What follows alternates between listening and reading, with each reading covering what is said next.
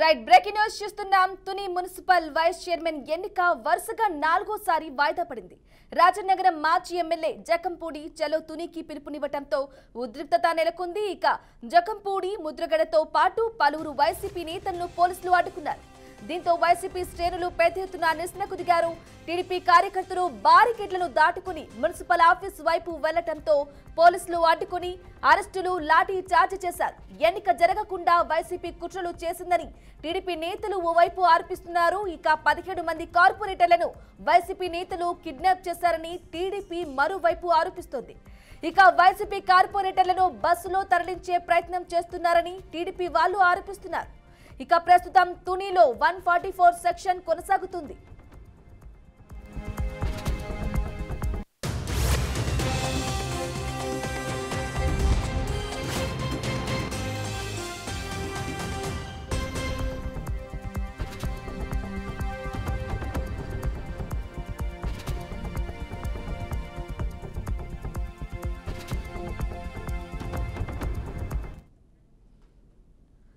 Right breaking news చూస్తున్నాం. Tuni municipal vice chairman ఎన్నిక వరుసగా 4వ సారి వాయిదా పడింది. ఇదే అంశానికి సంబంధించి పూర్తి సమాచారం మా ప్రతినిధి రాజు అందిస్తారు. రాజు, బ్రాహ్మణి ఈసారి చూసుకునేటప్పటికి 4వసారి మొత్తం ఓవరాల్ గా అయితే వాయిదా పడింది తుని మున్సిపాలిటీకి సంబంధించి. దీంట్లో సంబంధించిన పొలిటికల్ యాటిట్యూడ్ అయితే కనిపిస్తుందని చెప్పుకోవచ్చు. ఎందుకంటే ఒకవైపు కూటమి ప్రభుత్వానికి సంబంధించినంత పూర్తి స్థాయితో తుని సంబంధించినంత వరకు వైస్ చైర్మన్ కి సంబంధించి వాళ్ళకు చేజిక్కించుకోవాలంటూ ఆలోచన చేస్తున్నారు. మరోవైపు చూసుకుంటే వైఎస్ఆర్ సిపి వాళ్ళు కూడా ఇప్పటి వరకు ఇదే అధికారంలో గతంలో ఉన్నాం కనుక ఇప్పుడు కూడా అదే చూసుకోవాలంటూ కూడా చేస్తున్నారు. అయితే ఇదే సమయంలో మొత్తం 29 మంది ఉన్న కౌన్సిల్ కి సంబంధించినంత వరకు మొత్తం 17 మందిని దాడిచెట్ రాజాకి సంబంధించి కొంతమంది వ్యక్తులు, అదే విధంగా వాళ్ళంతా కూడా గ్రూప్ గా తయారై వాళ్ళందరినీ కూడా కిడ్నాప్ చేసి ఒక ప్రైవేట్ బస్సులో అక్కడ తీసుకొచ్చే ప్రయత్నం చేశారో దీనికి సంబంధించినంత వరకు పోలీసులు అయితే పూర్తి స్థాయిలో అడ్డుకున్నారని చెప్పుకోవచ్చు. మొత్తం ఎవరైతే దాడిచెట్ రాజాతో పాటు అనంతబాబు, అదేవిధంగా కొంతమందిని వైఎస్ఆర్ కాంగ్రెస్ పార్టీకి సంబంధించిన నాయకులందరినీ కూడా అడ్డుకుని వాళ్ళందరినీ కూడా హౌస్ అవుట్ చేయడం, అదేవిధంగా కొంతమంది మధ్యదారిలోనే వాళ్ళందరినీ కూడా వాళ్ళ వాహనాల్లోనే అదుపులోకి తీసుకున్న పరిస్థితి కనిపిస్తుంది. అయితే టీడీపీకి సంబంధించినంత వరకు ఎవరైతే కూటమికి సంబంధించిన నాయకులు ఉన్నారో వీళ్ళంతా ఎక్కువ మెజారిటీ మాకు వస్తుంది, ఈసారి సంబంధించిన వైస్ ప్రెసిడెంట్ కి సంబంధించినంత వరకు మేము తీసుకోగలుగుతాం, అందుకోసం అని చెప్పి కావాలని చెప్పి వైఎస్ఆర్ కాంగ్రెస్ పార్టీ అధిక నాయకులు అదేవిధంగా కొంతమంది కావాలని అడ్డగిస్తున్నారంటూ కూడా వాళ్ళు చెప్తున్న పరిస్థితి కనిపిస్తుంది. దీంతోనే ఇప్పుడు హై టెన్షన్ వాతావరణం అయితే ఉన్న పరిస్థితి అయితే కనిపిస్తుంది. ఓవరాల్ గా పూర్తిగా తుని మున్సిపాలిటీకి సంబంధించినంత వరకు ఏం జరగబోతుంది, ఎందుకంటే ఇప్పటి వరకు 4 సార్లు కూడా వాయిదా పడింది. ఎందుకంటే 4 సార్లు వాయిదా పడిన తర్వాత స్టేట్ ఎలక్షన్ కమిషన్ ఆధీనంలోకి వెళ్తుంది. అదే స్టేట్ ఎలక్షన్ కమిషన్ కానీ దీని ఆధీనంలో తీసుకున్నట్లయితే వాళ్ళ కన్సర్న్ లో జరగాల్సి వస్తుంది.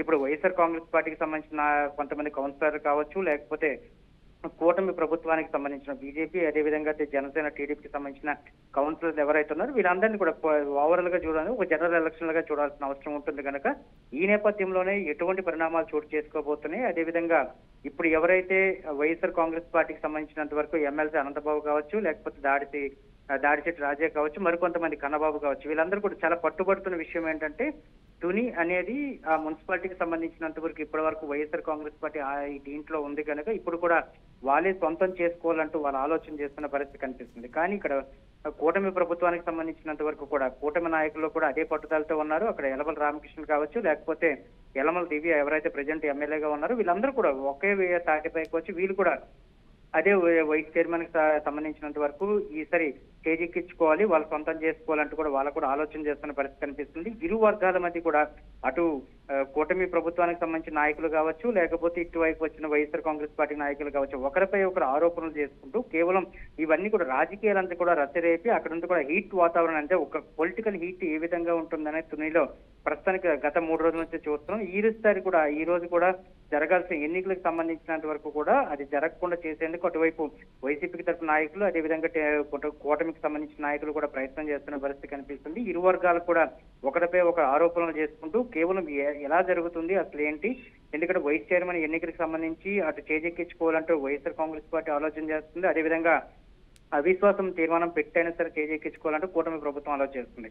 ఈ 2 వర్గాల మధ్య జరుగుతున్న చెప్పండి రాజు. ఇప్పుడు చూస్తే అక్కడ తిరుపతిలో కూడా ఇలాంటి ఇన్సిడెంట్ వెళ్ళింది.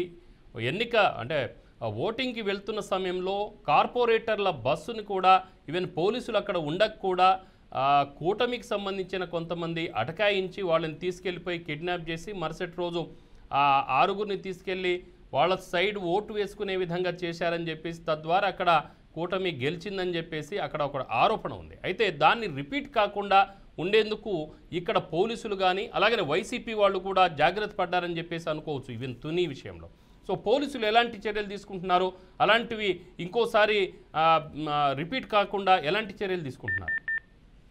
అంటే ఇక్కడ ఒక 2 విషయాలు మనం చాలా కూలంకుశంగా చర్చించాల్సిన అవసరం ఉంది. ఎందుకంటే ఆవిడ తిరుపతి కావచ్చు, లేకపోతే నెల్లూరు కావచ్చు, మొత్తం మొన్న జరిగిన కార్పొరేషన్ ఎన్నికలకు సంబంధించినంత వరకు వైస్ చైర్మన్ ఎన్నికలు ఏవైతే జరిగాయో దాంట్లో పూర్తి స్థాయిలో కూడా ఎవరి ప్రాబల్యం ఏంటి అనేది వాళ్ళ యొక్క సత్తాన్ని చూపించుకోవడానికి మాత్రమే ఇక్కడ జరుగుతున్న ఎన్నికలుగా కనిపిస్తుంది. ఎందుకంటే అధికార పార్టీలో కూటమి ఉంది కనుక ఆ కూటమికి సంబంధించినంత వరకు మొత్తం అన్ని మున్సిపాలిటీని కానీ లేకపోతే కార్పొరేషన్లు కానీ సేమ్ అది వాళ్ళందరూ కూడా వాళ్ళ హ్యాండ్లోకి తీసుకోవాలంటూ వాళ్ళు ఆలోచన చేస్తున్నారు. అదే విషయంలో చూసుకునేప్పటికీ వైఎస్ఆర్ కాంగ్రెస్ పార్టీకి సంబంధించిన, ఎందుకంటే గత ఎన్నికల్లో మున్సిపాలిటీ ఎన్నికలు కావచ్చు లేకపోతే కార్పొరేషన్ ఎన్నికలు కావచ్చు, ఈ రెండిట్లో కూడా వీళ్ళు పోటీ చేయడానికి కూటమి ప్రభుత్వానికి, అంటే అప్పుడు కూటమి కాదు కేవలం టీడీపీ, జనసేన అదేవిధంగా బీజేపీ ప్రభుత్వాలు ఉండేటప్పుడు వీళ్ళకి పోటీ చేయడానికి కూడా కనీసం ఇబ్బంది పడి వాళ్ళ దగ్గర కూడా వెళ్ళిన పరిస్థితి కనిపించింది. మీరు చెప్పింది ఏదైతే తిరుపతి కానీ, నెల్లూరు, అదేవిధంగా ఇప్పుడు ప్రస్తుతం జరుగుతున్న తుని కావచ్చు, లేకపోతే మొన్న జరగాల్సిన శ్రీకాకుళం జిల్లా పాలకొండ కావచ్చు, వీటన్నిటిలో కూడా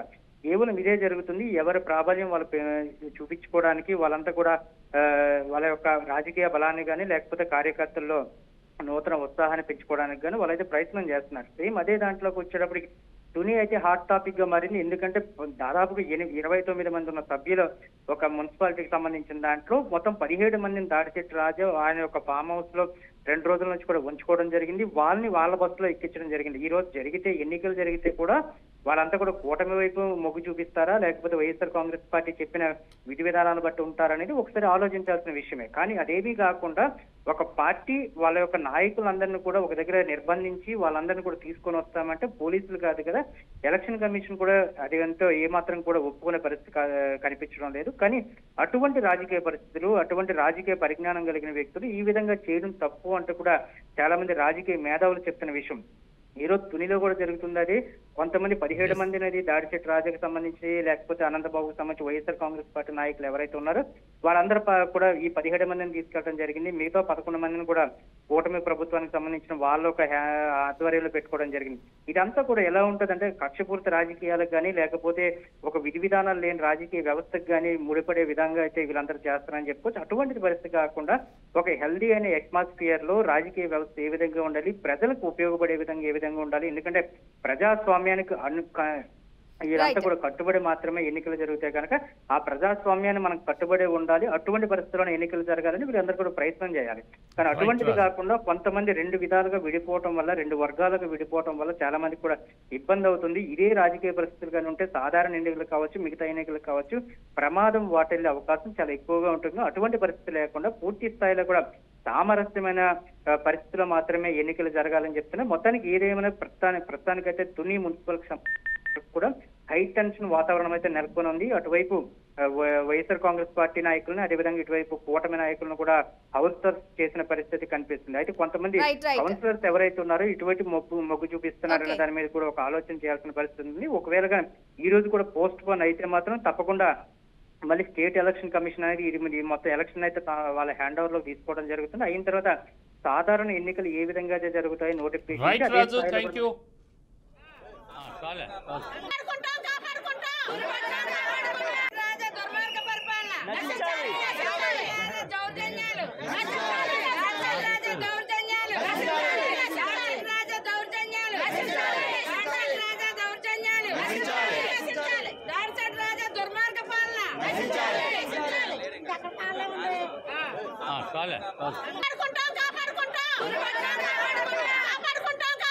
పార్టీ కౌన్సిలర్లని కనీసం కాలు కదపకుండా చేసి వాళ్ళ మీద దౌర్జన్యాలు దిగుతూ ఉన్నారు.